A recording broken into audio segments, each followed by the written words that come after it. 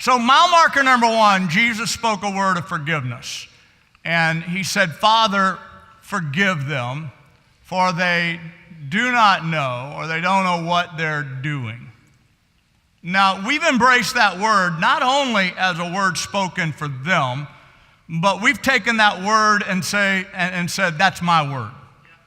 Like that's my word. Not only did Jesus forgive people who didn't know what they were doing, but Jesus also forgives us even though we know what we're doing. Forgiveness is not just somebody else's word. Like forgiveness is my word.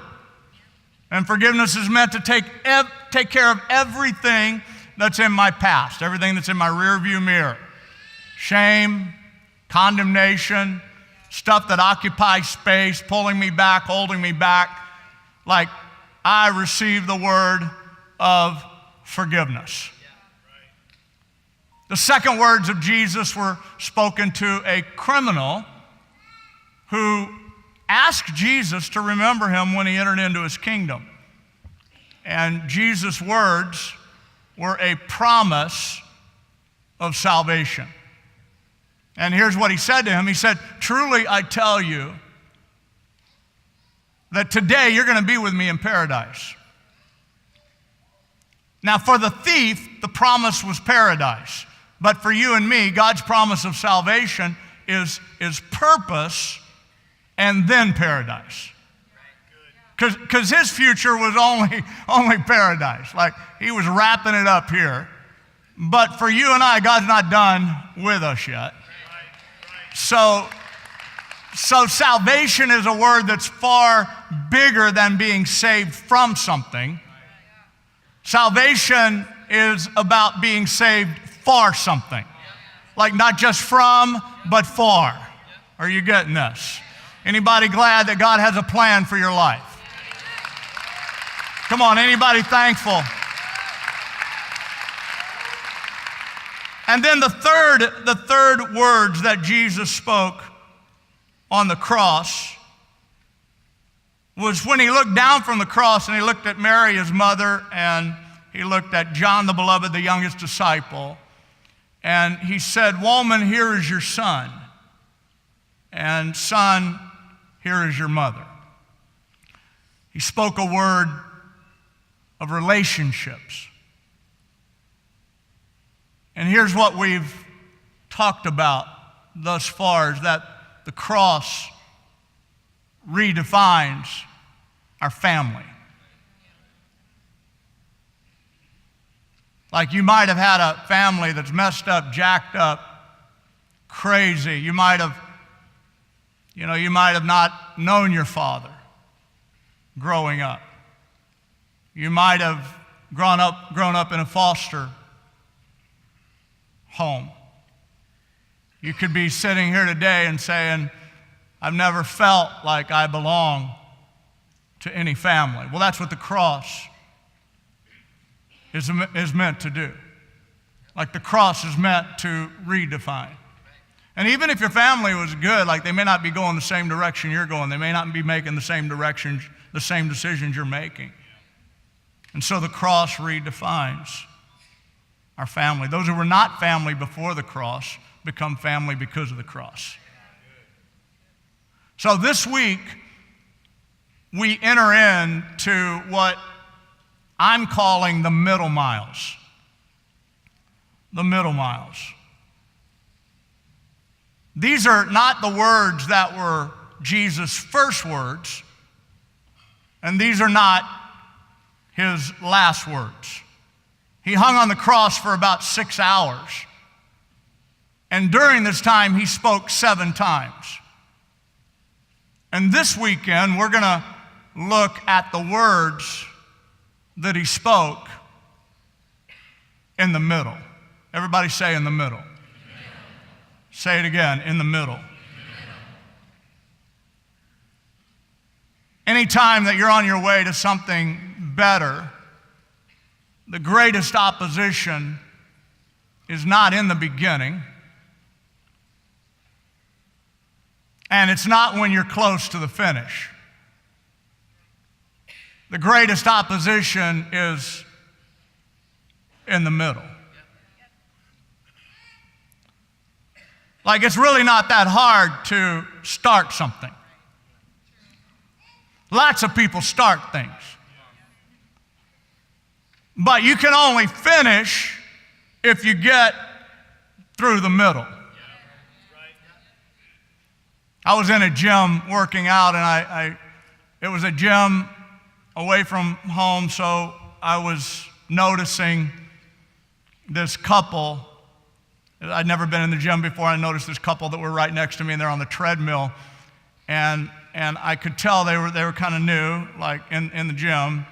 And the treadmill is just, they're just kind of walking along on the treadmill and just out kind of coasting for a walk. And the trainer came over, and without saying anything, the trainer reached over and started hitting the incline button. Just repeat, boom, boom, boom, boom, and starts going up. And the lady looks at the trainer and rolls her eyes and just, please. She says, please, like.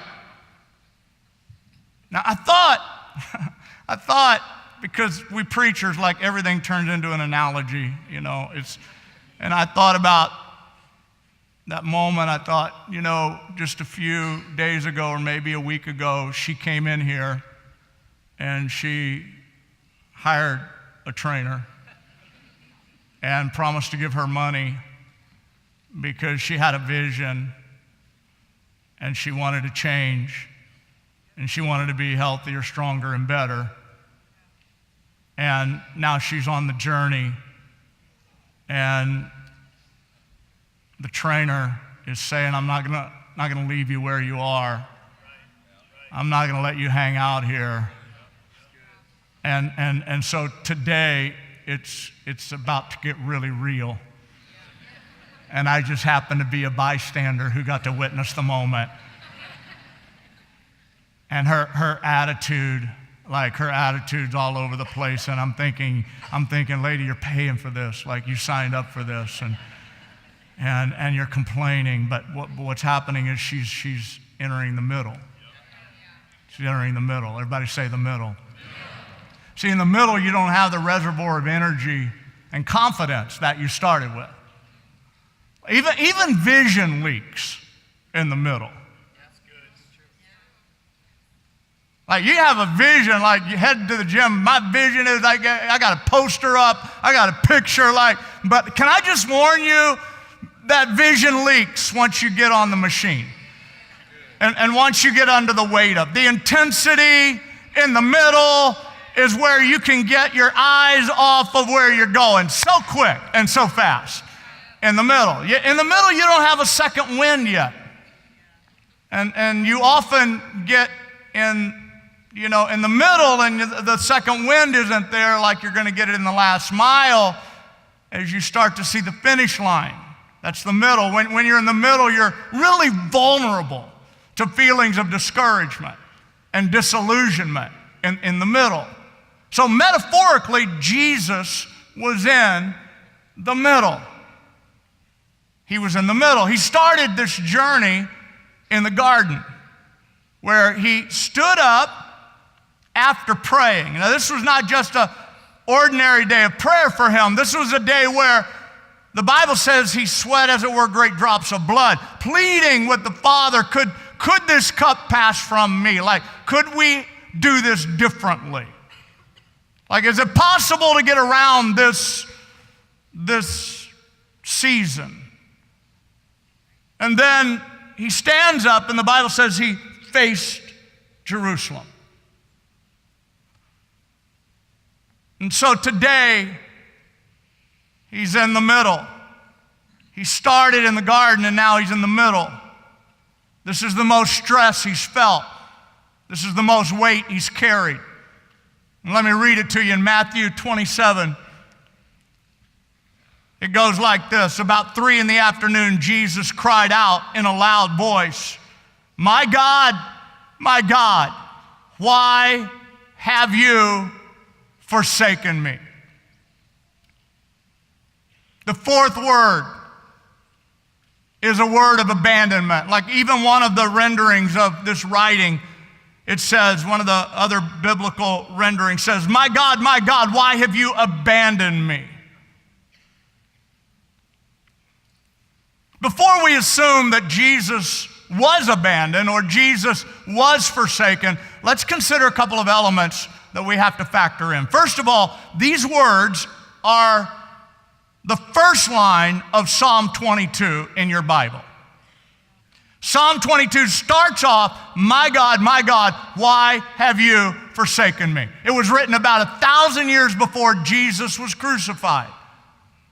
And if you look at it, like you can look at it right now, and you look at it, it provides a detailed description of an innocent man judged as a criminal, beaten, stripped, his clothes were divided, they gambled for his robe, they mocked him, they pierced his hands and his feet, he was crucified. 1,000 years before, Jesus is actually hanging there. So he's obviously quoting the psalmist. Like he grew up learning by memory the Old Testament. Now, I don't know if he was doing it because he wanted people to connect the dots and to realize what had just happened was prophetic. It had been prophesied 1,000 years before. I'm not really sure. But you got to factor that in some way and shape and form. But here's secondly, what I want you to understand is that even though it was prophetic, Jesus actually felt forsaken. And I want you to realize today that here in the middle, he felt abandoned. But just because he was feeling forsaken doesn't mean he was forsaken. Are you with me? So just because you feel alone, it doesn't mean you are alone.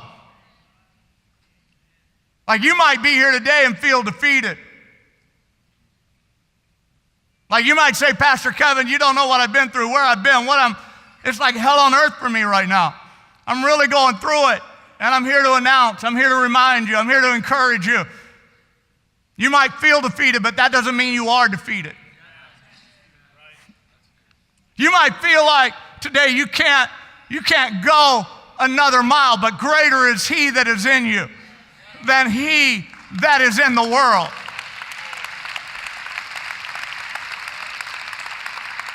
Somebody needs to be reminded that there's a middle.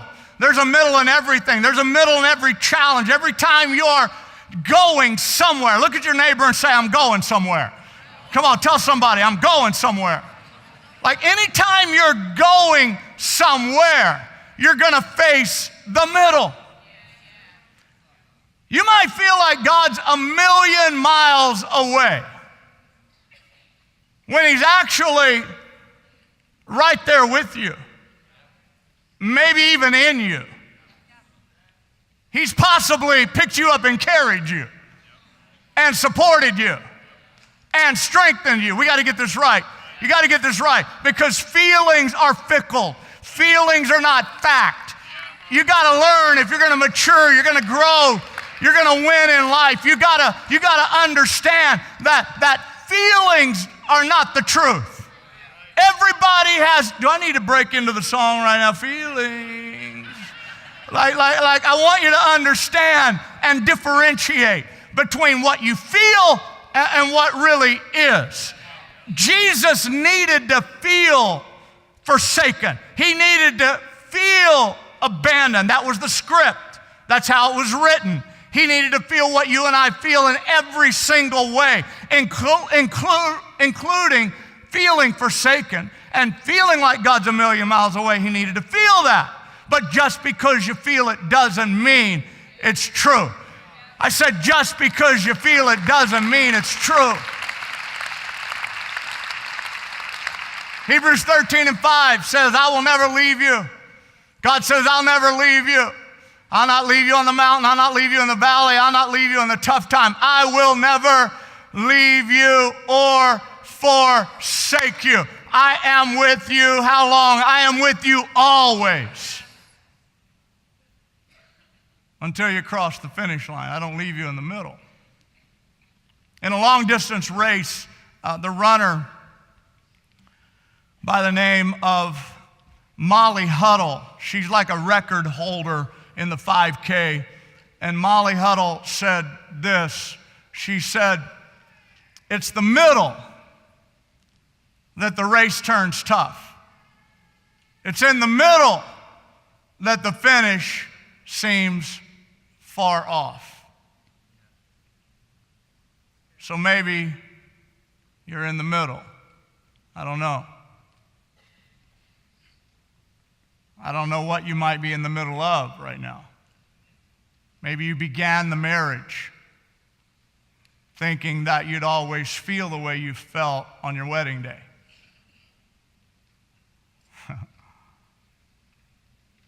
And then the babies, and the jobs, and the bills, and the in-laws. Why didn't somebody tell you about the in-laws?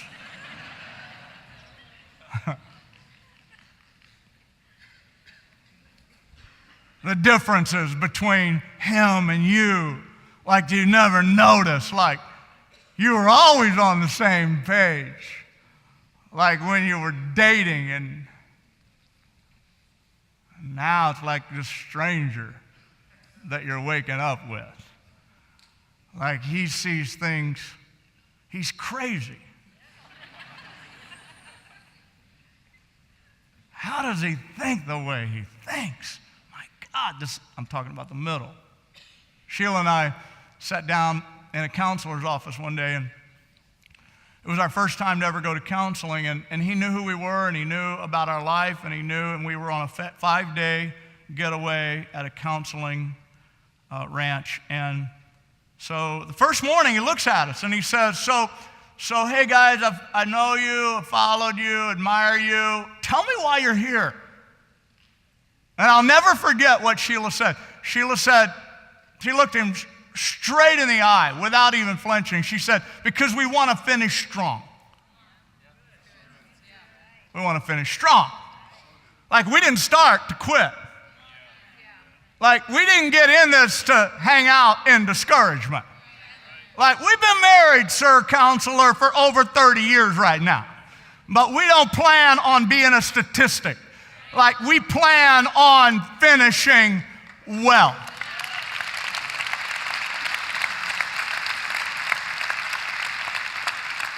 And you know what? That's how you got to be in the middle. Like you got to have that attitude. You got to have a little bit of a ninja about you in the middle. Like I want to tell some of you, just because you got married doesn't mean that you'll have a healthy marriage. And some of you need to hear that. Like some of you need, honestly, you just need a wake-up call. Because you put in all the effort and all the investment and you did everything you could like before the wedding, and now after the wedding, like you're slacking off, you're getting sloppy, like you're... I just pulled up in your driveway and entered into your living room, and actually I came into the kitchen right now. And you're getting a little bit careless, and you're getting a little bit like you're like, made it. No, you haven't, honey. You haven't made it, sir. You haven't made it. Like you haven't made it yet. I remember when Sheila and I, not long after we got married, suddenly house slippers appeared on her. And I had never seen her in house slippers. House slippers on my wife are of the devil. Like they are not of God. And those house slippers found their way into my hands and into a garbage container way underneath the bags in the garage. And she walks around that afternoon, have you seen my house slippers? And I'm like, what house slippers? You have house slippers? Some of you are like, Pastor Kevin, that's so silly, like that's so... Well, you can say that if you want, but all I was thinking about was how my mother always wore house slippers. And my wife is not my my mom. And I never saw her in the house. I didn't need her to. I'm like, where are them other shoes you wore before we were married? Like, I never saw you in them ugly. And you know the only thing, guys, here's what's funny about this story. Here's what's funny about this story is that the truth had to come out because she went and got another freaking pair.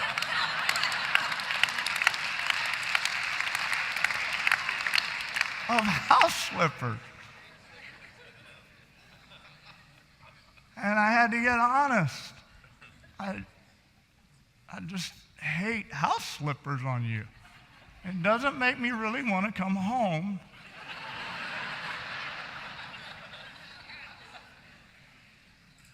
Talking about the middle. Talking about the middle. So sometimes we slack off, right? We get soft, we get easy, and I want to encourage you because some of you right now, you need to get fired up. Like you're in the middle and you're kind of weak and you're like not making those bold, courageous decisions like you used to make. And I want to encourage some of you, like some of you, maybe you started strong as a Christ follower. And then you hit a place where it got real and it wasn't as easy as you thought it was going to be. It's no longer really convenient to follow Jesus and to keep him at the center of your life. And so other things moved in and other choices and options took over, and you're giving away this day for that, and you're giving away your life group, and you're giving away your worship time, and you're giving away your prayer time. It's not as easy anymore. And what I hope you'll understand is you're here today, I'm not here to shame you. I just want to tell you that easy is way overrated. Like easy is way overrated. Whether it's serving God, whether it's marriage, whether it's education, whatever kind of work you're in, easy is way overrated. Being comfortable is way overrated. There is no, hey, hear me out. There is no such place as Hakuna Matata. Like, there is no such, get it off your radar. Unless you are a meerkat or a fat pig. You cannot get to the problem-free philosophy and go where God wants you to go. You got to keep on getting up every day. Come on, leaning into life, giving it your best, and not get discouraged in the middle. Now, I'm a church kid. We have shirts and stuff that say church kid on it. I'm a church kid. I was a church kid. I'm proud to be a church kid. I love my grandsons right now, 2 years old, 8 years old. They love church. Like they have church even when we're not at church. They set up church in our house. And my 2-year-old, he pretends on the guitar if one's not handy, but we bought him 3 or 4 now. So he goes and gets them, and he turns his baseball cap backward like a worship leader, and he says, "Oh, the overwhelming, ever-living." He knows the words better than I do. Reckless love of God. And we get the video on, and he loves to sing it. He's a church kid. He's a church kid. And I grew up that way. I love it. I'm thankful for it. But you know, when I was a kid, I wanted to go to church. I wanted to be in church. And then came the middle years. And in the middle years, it's like I started experiencing pushback from some of my friends who didn't go to church. It didn't seem cool to say I go to church. And then there were schedule conflicts and other options that were reaching for me, and I was finding other things that I wanted to do. And then my parents on top of that were telling me as I got my first job, like I needed to bring my tithe. It was one thing when they were giving me an allowance of $10 to bring $1, but now, hey, I'm working for this. Like I'm earning this $145 and I'm saving up, like I want to buy a car and my parents are, and like church just kind of changed. It was no longer fun and games and all that. It was like it started to get real. The intensity button was being pushed on me. And it was like, oh, you love Jesus, you say you love Jesus, and yes, son, yes, that's what I'm saying, like $14.50. Count it out and take it. I was just sure that I needed the money more than God needed it, right? And it was in the middle. What I'm telling you, in the middle was where there were so many things that had to get sorted out, where I could not just talk about my salvation, but start to live my salvation. And I could just not talk about Jesus being first in my life. It was actually putting him first in my life. And it's like something had to rise up. And I didn't always get it right, and I still don't always get it right, but something had to rise up and say, you know what? I am not here to play. I am not here like to bask in the sun of somebody else's goodness. I'm here to make a difference. I'm here to shine a light. I'm here to give. I'm here to serve. I'm here. I want to make my life matter, because someday I'm going to stand before God and I want to hear well done, like well done. Anybody feel it today? Come on. Anybody want to go there today? Okay, so there was another word spoken in the middle, and that was the word I thirst. Jesus said, I thirst, or I'm thirsty. I found this interesting because he's the one who separated like the water from the land. And he can create water like out of nothing, and yet he's put himself in this position, this human position. And he could have come out of that at any point. He could have got off the cross and went to a well, but he subjected himself. He was all God and all man. Fully divine, fully human, and that was God's plan for him. And so today he says, I'm thirsty. And I find it ironic that he would make a decision like at that point to just yell out, I'm thirsty, when actually for him, it was so close. But the self-denial of the moment was wired in and hardwired into the idea that I've got somewhere to go and I got something I got to do. And one time Jesus was traveling through Samaria and he was thirsty. And he sat by a well. You remember this story in the Bible? And a woman came up to the well and he asked her for a drink.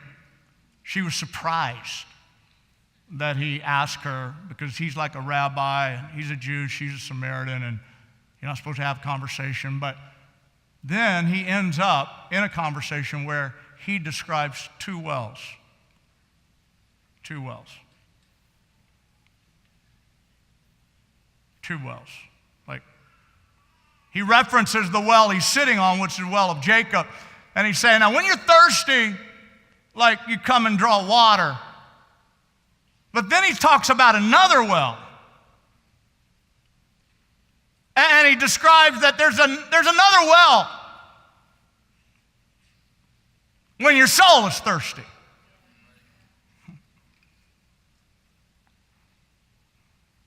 In today's culture, by the way, thirsty has another meaning.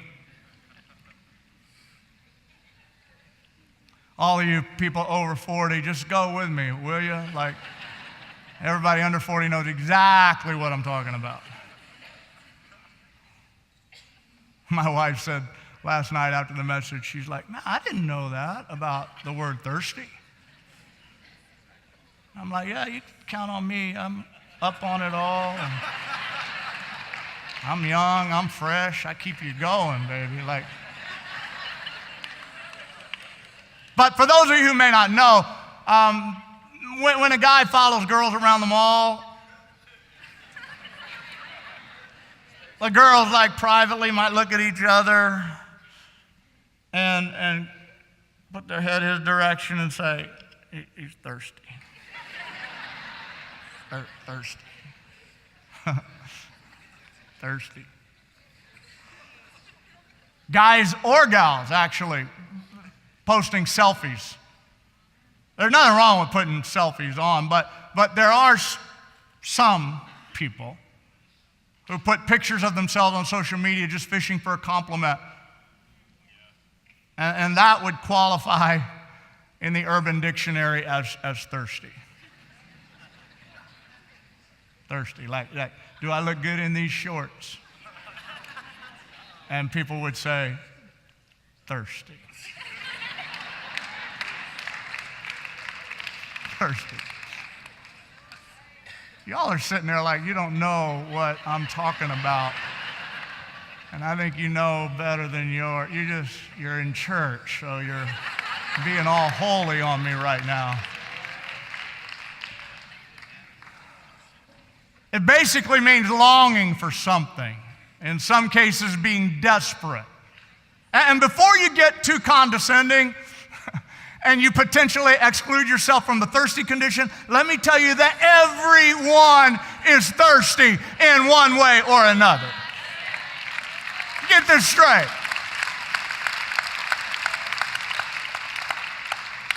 So back to the woman at the well. The woman at the well wasn't quick to acknowledge her thirst. Like when Jesus said to her, hey, go get your husband.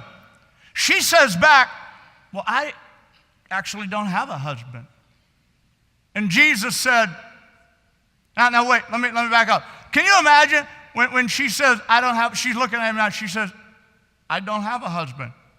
And Jesus said, well, you have spoken correctly, you don't have a husband. Can you imagine the ease with which he thinks I'm single? Until the next line came out, and Jesus says, you actually have 5 husbands. And the guy you're hanging out right now with and living is not your husband. Can you imagine for her, like she goes from way up here in her deception to just crashing into the reality of the moment. Now let me tell you, Jesus wasn't trying to embarrass her. And he wasn't trying to make her feel bad. He was just trying to get to her real need. And he was trying to tell her that she was drinking at the wrong well. And he wanted to offer her something that she needed in the deepest longings of her soul. Something that another husband wouldn't satisfy. Something that she could have 10 husbands and still not be satisfied.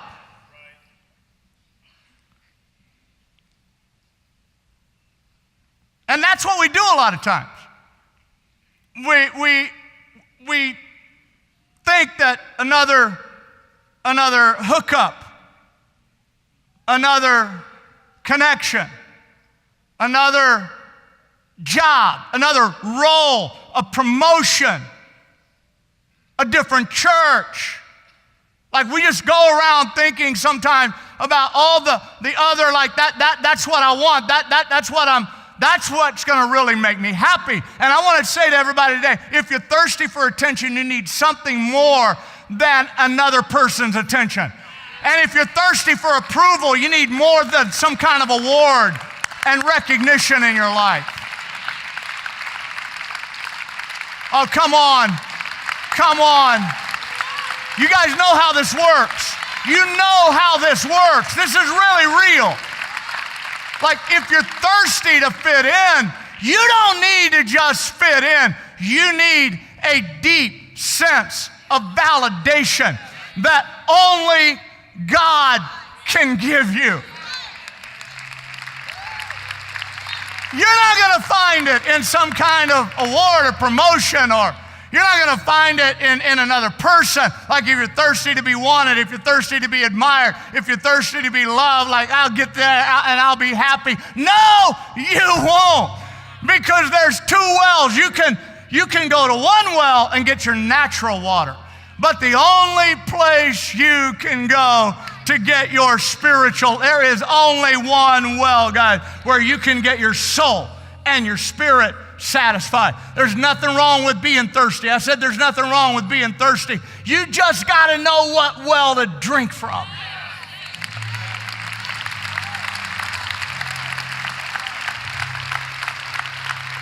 And you know what? I'm pretty sure that this weekend there are people here who have been trying different kinds of well. And you've been trying the same thing over and over again. And you're listening to me right now and you're going, wow, I have been going in circles. I have been doing this thing again and again. And I'm always thinking, well, this time's going to be different. And I just want to help you today. I'm not here to condemn you. I'm not here to make you feel bad. I just want to remind you that there is a well of living water.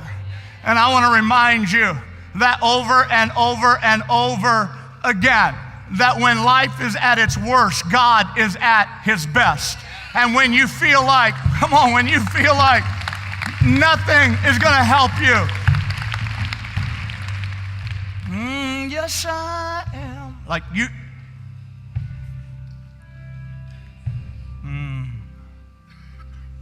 The really cool thing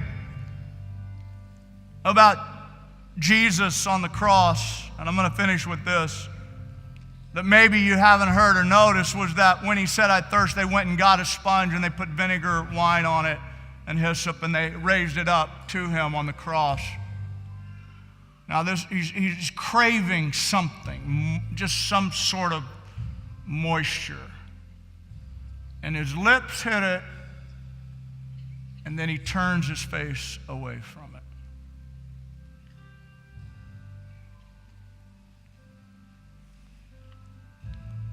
We have to be careful what we drink when we're thirsty. See, the wine vinegar was something it was below and beneath his standards.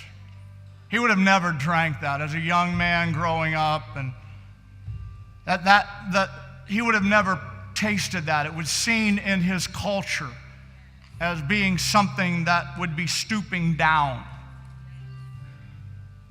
And his standards were higher than that.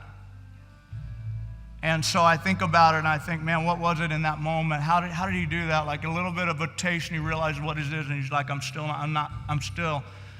might be really thirsty right now, but that's not something I'm gonna get in my system. That's not something I'm gonna partake of. I'm not going there. How did he do that? I think in my mind, how did he do that? I thought this week, how did he do that? And my mind went to Hebrews chapter 12 and verse 2. And it tells all of us, fix your eyes on Jesus, the pioneer and the perfecter of our faith, who for the joy set before him. Was it possible that in that moment, when he pulls his head back, he's thinking about, I'm almost there. Like I can't mess it up here. Like I can't lower my standards right now. God's got a plan for me. I gotta fulfill that plan. I'm going somewhere. Is it possible that even in that moment he's recommitting himself to be strong in the middle? Is it possible that even in that moment he's saying, you know what, I didn't come this far to quit, and I'm not gonna turn around, and I'm not gonna compromise, I'm not gonna mess up here. Like I not only start well, but I wanna finish well, and with God's help and God's grace, come on, I'm gonna make it through the middle